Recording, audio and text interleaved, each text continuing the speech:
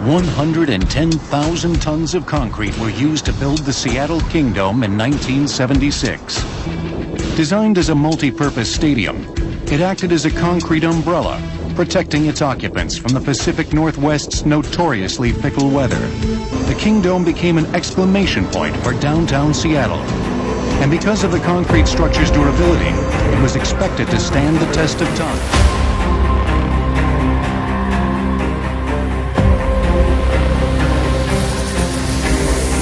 When you watch the Kingdome in Seattle as it's imploding, being demolished with a big explosion, you have to say, why? Why has it only been 30 years that we've used this building? Well, it happens that it outgrew, the needs outgrew the structure.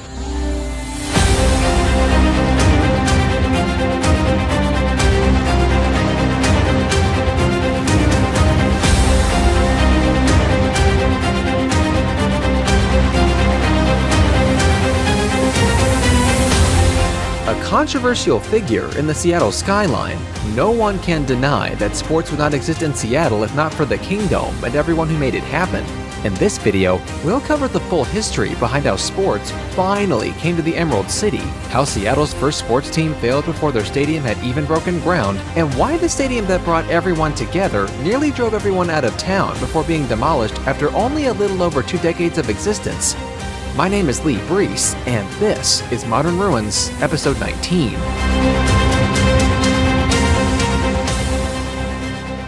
In the 1960s, major cities across the US began taking the emerging industry of professional sports seriously. David Cohn, an Indianapolis native and IU graduate, took a trip with his wife to the Pacific Northwest after serving in World War II, and both immediately fell in love with Seattle and decided to make it their new home. Cohn then became an entrepreneur, opening half a dozen restaurants or so in the city's downtown core, gaining local notoriety for doing so. As sports venues began popping up across the country, Cohn saw the opportunity that professional sports would provide to local economies and began publicly advocating for King County, where Seattle is located, to build an enclosed stadium to house a professional sports team, as stadiums for the nearby universities were considered inadequate for professional sports, and a dome stadium being necessary due to Seattle's seemingly constant rainy weather. Cohn's public comments led the county to issue a referendum for $15 million in bonds to be placed on the ballot, but the measure was defeated as only 48% of residents voted in favor due to concerns over whether an enclosed stadium could really be built within that budget, and taxpayers' hesitation to spend extra money to build a stadium that had no team to play in it. And you have to remember just how insignificant professional sports were at this time. Later on in the decade, competition between the rival NFL and AFL was heating up, with expansion seen as the only way for one to gain dominance over the other. Seattle was always atop the list for expansion franchises among all the major sports due to its size and relative isolation from the other major media markets. As a result, King County again attempted to get a bond measure passed by voters, and while the majority voted in favor this time around, it still wasn't enough to meet the 60% approval threshold required given the amount taxes were going to be increased by, as per local statute.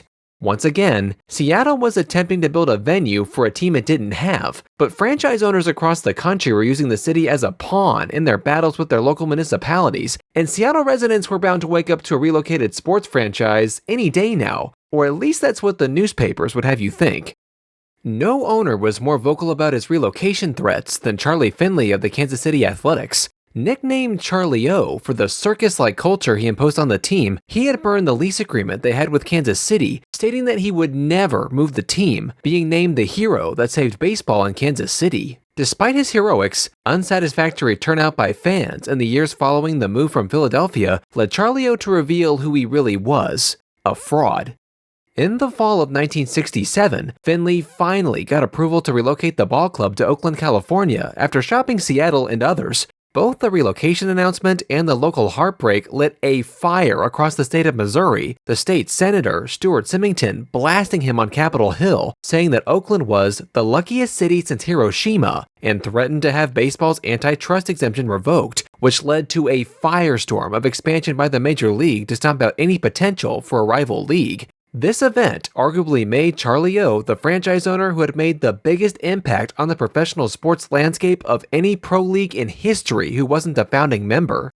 Finley had whittled his choices down to Seattle and Oakland. However, once he saw the only venue Seattle had available, he was immediately disgusted by the appropriately named Six Stadium, ultimately choosing Oakland in the Bay Area near the now rival San Francisco Giants. One of the teams that came out of the Charlie O drama was the Seattle Pilots, and as part of the deal the Major League made to grant Seattle an expansion franchise, King County had to build a new stadium, and more specifically, the MLB required the county to finally get a bond referendum past the finish line. The MLB granted Seattle 4 years to come up with an ownership group and construct a stadium. However, this development period was granted to all 4 of the expansion franchises, including the Kansas City Royals, who had already begun building a new stadium that had originally been intended to keep the Athletics. After Charlie O ripped out the hearts of Kansas City fans, Senator Symington was not going to wait 4 years for professional baseball to return and demanded to the Major League that all teams begin play in 1969, and given the heat they were facing nationwide for the Charlie O fiasco, they had no choice but to comply. This meant Seattle had only 2 years to construct their first professional sports stadium. Facing a now or never moment, residents of King County quickly approved $40 million in bonds, with 62% voting in favor to construct the King County Multipurpose Dome Stadium. Officials claim to have looked at 100 different sites in King County, including in Elliott Bay, before eventually settling on the Arts and Entertainment District known as Seattle Center, most recently the host of the 1962 World's Fair. As a compromise with King County, the league agreed to let the Pilots begin play at a renovated Six Stadium, which they initially weren't going to allow.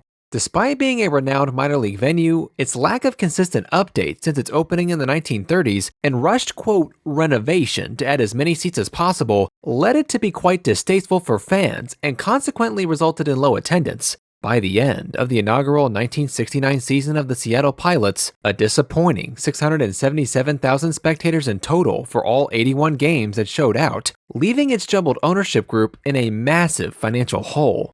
Lack of turnout to a subpar venue wasn't the only hurdle emerging for sports in Seattle. Citizen participation in local political matters had increased given the Forward Thrust Committee's wide-ranging proposals, which wasn't helpful to the stadium cause despite more than 60% of voters being in favor of its construction. In addition, interest rates had risen 50% since the bond measure had initially been passed as inflation was skyrocketing, and now it seemed like $40 million wasn't going to be enough to cover the project cost. And new rules out of the brand new Environmental Protection Agency requiring impact studies added another step that hadn't been considered in the original timeline or budget. With no groundbreaking imminent and inability to finance another season, the Seattle Pilots owners filed for bankruptcy, ending the expansion franchise after less than 1 year in existence. As a result, the team was liquidated and sold to Milwaukee businessman Bud Selig, who moved the team to Milwaukee before the start of the 1970 season and renamed them the Milwaukee Brewers. And now, once again, King County was attempting to build a stadium with no professional sports team to play in it. In May 1970, voters formally rejected King County's proposed Seattle Center location, and officials then began reevaluating their list of possible sites. Ironically, a location on King Street near Pioneer Square and the International District that had originally been on the bottom of the county's original 100 potential sites list had emerged as the new favorite, with the county spending the next 2 years studying the economic and logistical feasibility of putting the stadium there. This decision was sharply criticized by the county's Asian Americans, who primarily made up the community of the International District, who feared the increased traffic, noise, and light pollution would disrupt their neighborhood, and the economic shock of increased property values would displace residents. King County largely ignored their concerns and voted 8-1 to approve the King Street location for the new stadium, and on November 2, 1972, ground was broken for the new King County Multipurpose Dome Stadium. Residents of the International District were not going away quietly, however, protesting in full force at the ceremony, chanting over speakers and hurling mud at participants. To ease tensions, the contractor who had placed the winning bid for the project, Donald Drake Construction Company, brought on a significant number of minority workers and constructed a community center in the neighborhood. However, despite his good faith intentions in the days before community benefit agreements were a thing, it wouldn't be long before it became apparent that the project was a little over his head. Constant delays, mishaps, and lack of appropriate number of staff significantly slowed down construction. This culminated in an accident where several of the support beams for the roof collapsed under their own weight, leading the rest to collapse in a domino effect. Barely getting the stadium 50% completed by the middle of 1973, it was clear that Drake was not going to meet the fall deadline for completion, and after an ever-increasing number of delays and mishaps, was fired, the county hiring construction company Kiewit to finish the stadium. While all of this was going on in Seattle, as part of the 1970 AFL-NFL merger, both leagues had promised to expand to new markets, to which Seattle and fast-growing Tampa were awarded expansion franchises, with the leader of Nordstrom department stores, Lloyd W. Nordstrom, acting as majority owner for Seattle's new team, which would later be named the Seahawks in a public naming contest where mascots like Skippers, Pioneers, and Lumberjacks were also suggested. At last, Seattle residents and local officials could sleep at night, knowing that their efforts and stresses to bring the new stadium to reality weren't aught for naught. Construction continued for another 2 years, lasting 4 years in total, and finally, on March 27, 1976, King County hosted an opening night ceremony to act as the official grand opening for the fourth enclosed football stadium ever built, where 54,000 locals turned out to celebrate the event. The new venue opened with a capacity of 66,000 fans for football and had an artificial AstroTurf playing surface. It was completed at a cost of $67 million, representing a $17 million cost overrun. The delays and increased cost was largely attributed to fired contractor Donald Drake's accidents and shortcuts, and King County successfully sued his insurance company, which covered much of the additional cost. The first sporting event at the quickly nicknamed Kingdome was a soccer game on April 9th, featuring the Seattle Sounders and the New York Cosmos, which set record attendance for a soccer game in North America at the time, with over 58,000 fans attending. The Kingdome's first concert came on June 10th when Paul McCartney began his first post-Beatles tour with the Wings, setting an indoor concert attendance record with just over 67,000 in attendance. The Eagles, joined by Linda Ronstadt, and another concert later featuring Aerosmith, rounded out the venue's first year of performances. At the end of the summer, the Seahawks played their first game ever in a preseason matchup at the Kingdome on the first day of August, losing to the San Francisco 49ers 27-20 before a crowd of over 60,000 fans. Their first regular season contest came 6 weeks later on September the 12th, defeating the St. Louis Cardinals 30-24 with 58,000 spectators. Despite the excitement of opening a new venue, the Seahawks finished with a dismal 2-12 record before playing host to the Pro Bowl at the end of the season. Even though the city secured the Seahawks and a soccer team, Seattle, King County, and the state of Washington still decided to sue Major League Baseball for a breach of contract given the pilot's short-lived existence. After a 6-year battle, the MLB agreed to provide a new expansion team given the three parties dropped their lawsuit. Each owned up to their end of the deal, and the new Seattle Mariners were ready to play for the stadium's second year. The Mariners played their first game of their existence on April 6, 1977, being shut out 7-0 by the California Angels, as they were known at the time, in the first of a 3-game matchup. After losing again the next day, the Mariners finally secured their first win, defeating the Angels 7-6 on April 10th. Similar to their football counterpart, the new club also finished their inaugural season with a losing record, and would continue doing so for almost a decade and a half. In addition to hosting the Pro Bowl, the Kingdome would also host the 50th MLB All-Star Game in 1979, demonstrating the premier status the Kingdome had been given by sports fanatics around the US during the early years of its existence. This level of prestige meant that every one of Seattle's sports teams wanted in on the action.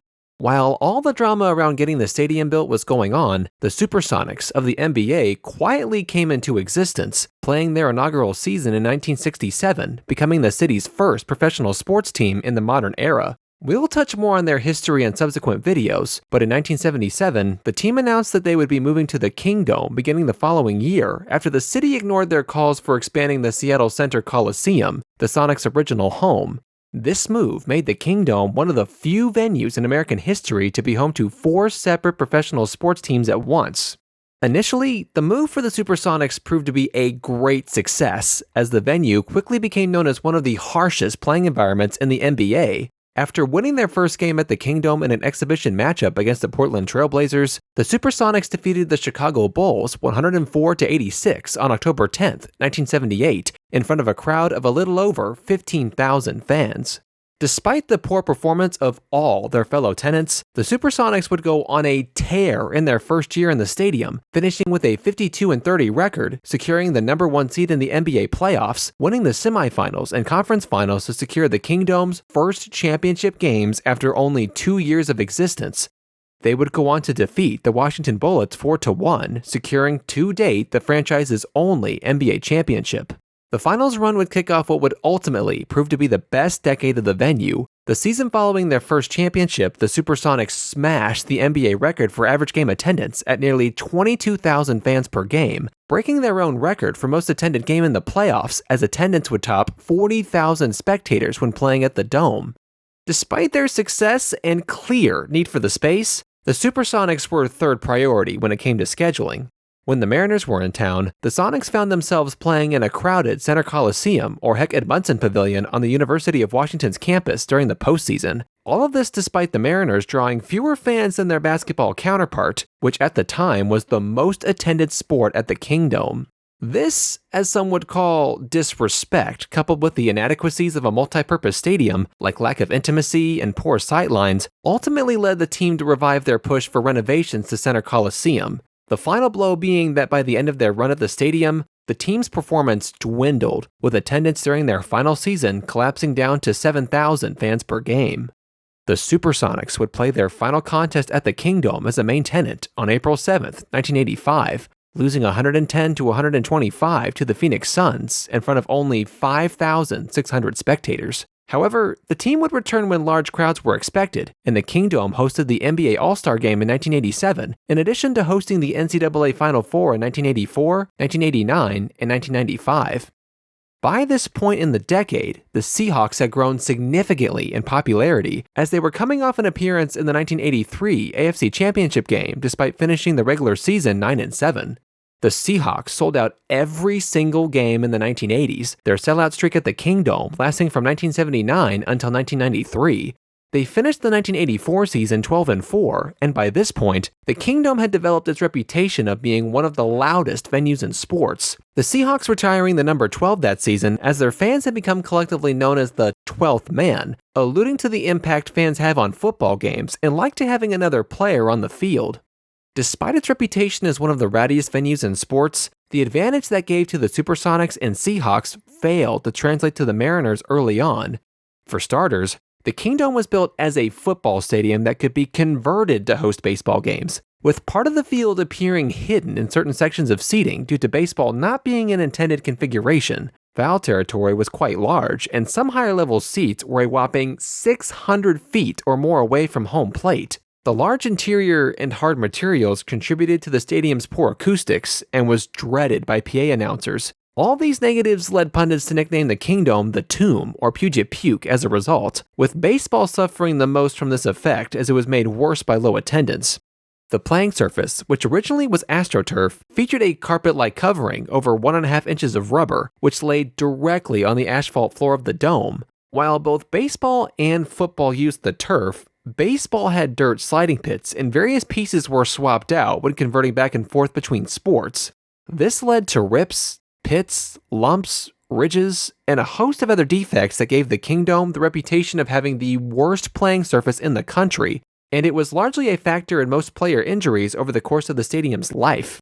It took the Mariners 15 full seasons to finish with a winning record, and 19 to reach the postseason. The most memorable matchup the Mariners played at the Kingdome was the rubber game of the 1995 American League District Series, where they defeated the Yankees 6-5 in 11 innings, with 57,000 fans looking on, as the Mariners were headed to the American League Championship Series for the first time in their existence. Outside of traditional sports, dozens of Supercross events, concerts, and conventions were held at the Kingdome over the course of its life. Being a standout feature of Seattle's skyline during a time in which the city was growing in notoriety, the stadium somewhat snuck its way into popular culture, receiving mentions in then-popular sitcoms Full House and Frasier.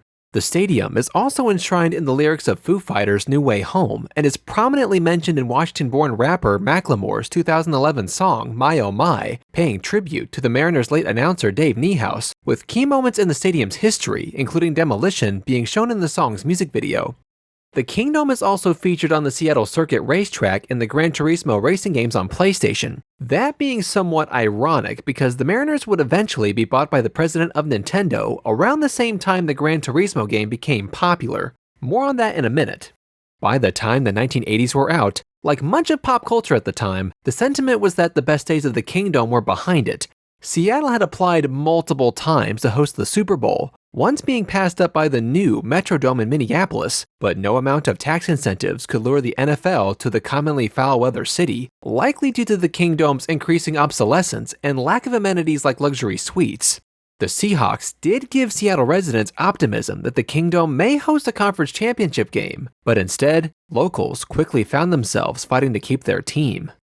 After 6 straight seasons of at 500 or better records, the Nordstrom family sold the Seahawks to San Francisco-based developer Ken Behring and partner Ken Hoffman for somewhere between $80 to $100 million, with Behring acting as majority owner.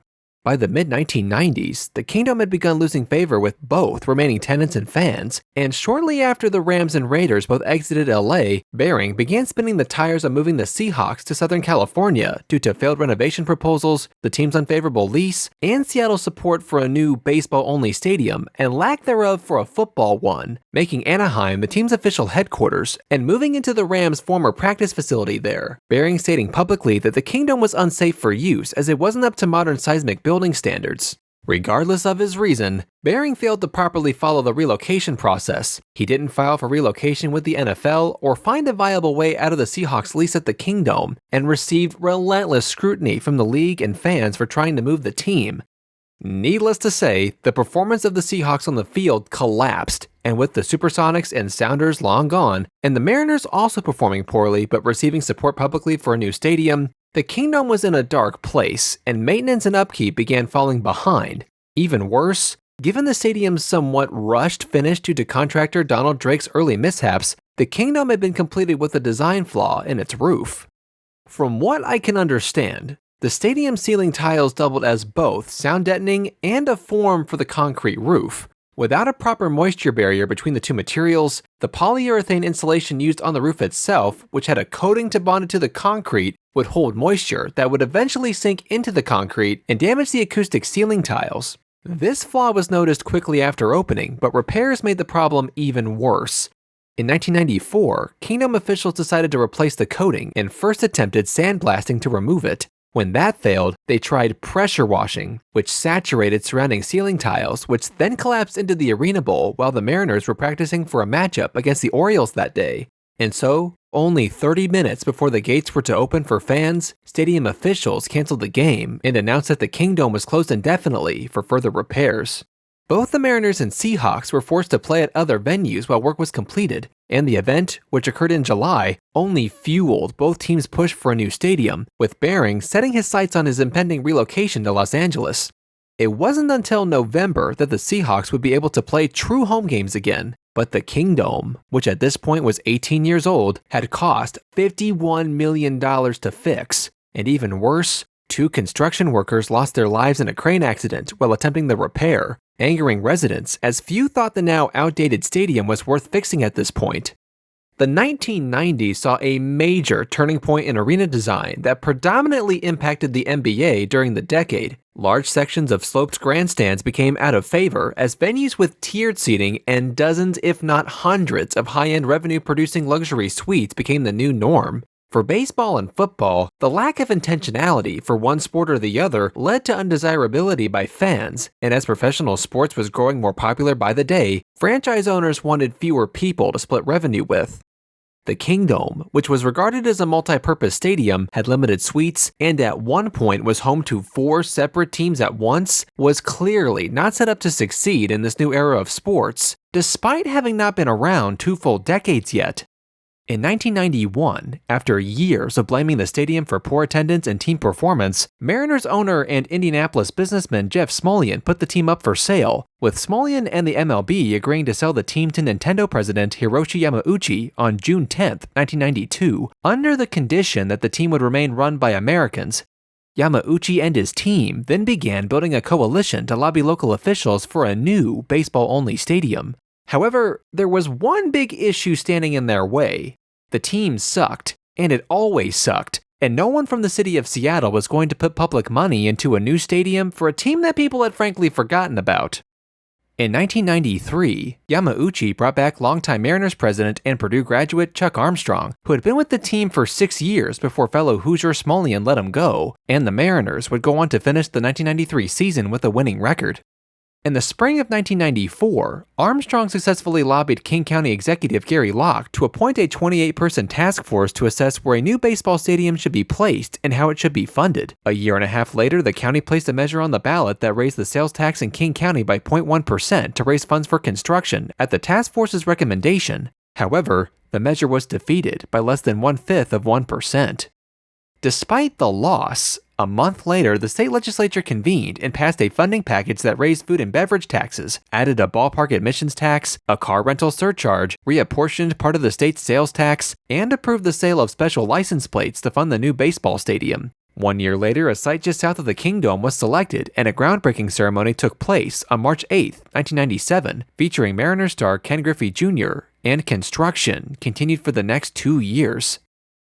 Due to the unpopular nature of the dungeon-esque Kingdome's enclosed roof, officials opted to go with a retractable roof design that many other teams had in the works as well.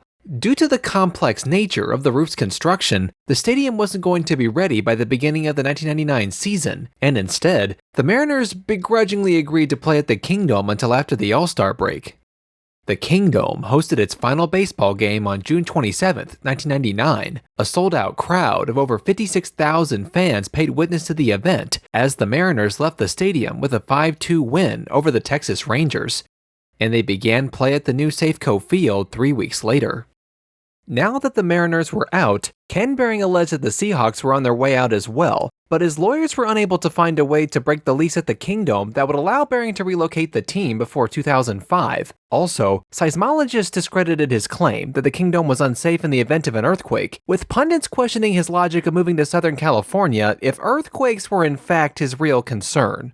Tension between locals, the NFL, and Behring continued to boil over the course of the next several seasons, and finally the NFL had enough, forcing Behring to return the Seahawks to Seattle officially and fined him $500,000 for each day the team continued to be based in Anaheim.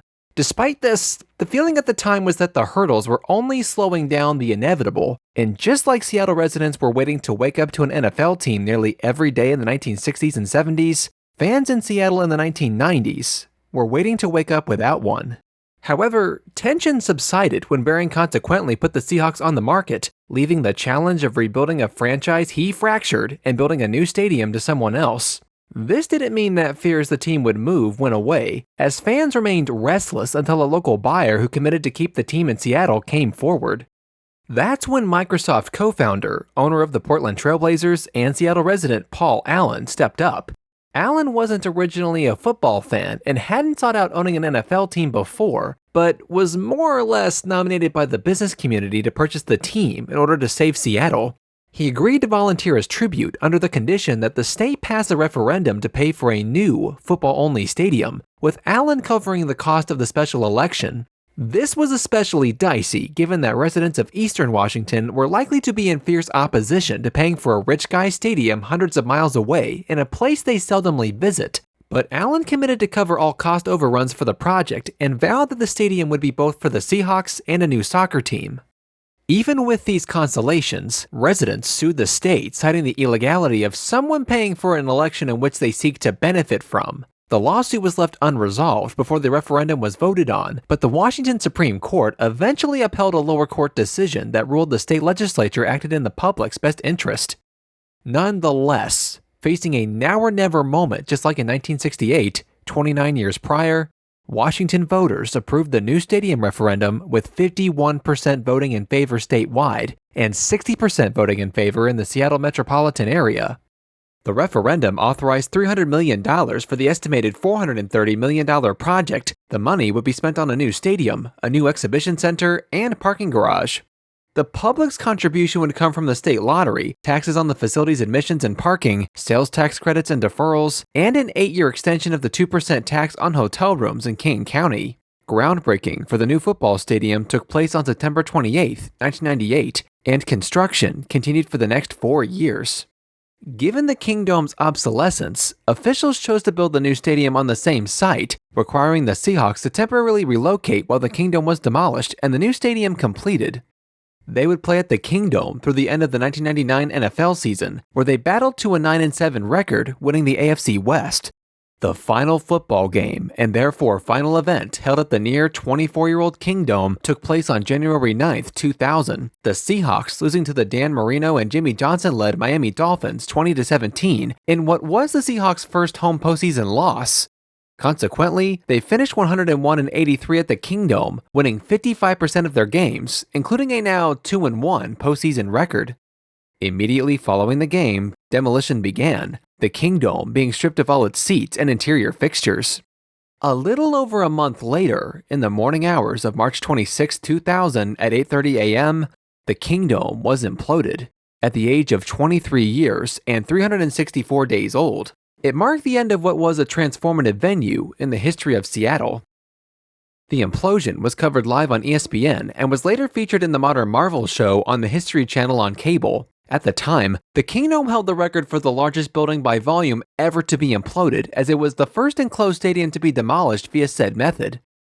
Even though the stadium was no more, the Kingdome wouldn't be officially paid off until March 2015, a full 9 months ahead of schedule. The 2% hotel tax that had originally been levied to pay for the stadium was then redirected to the county's 4 culture programs for arts, heritage, and preservation.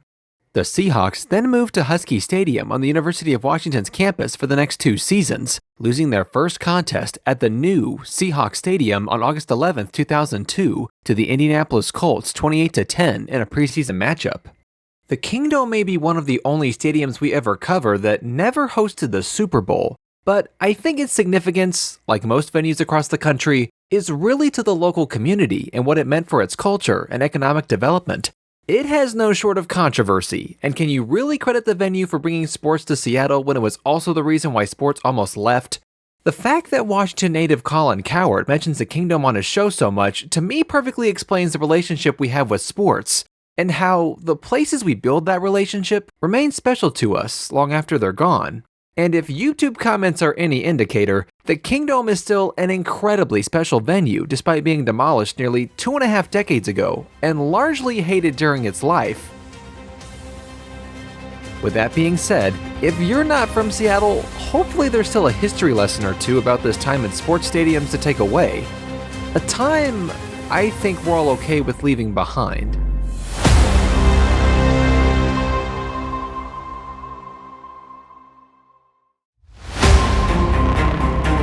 And on that note, thank you for watching. Subscribe to Labrise TV for more Modern Ruins content. And be sure to comment what Modern Ruin you'd like us to cover next.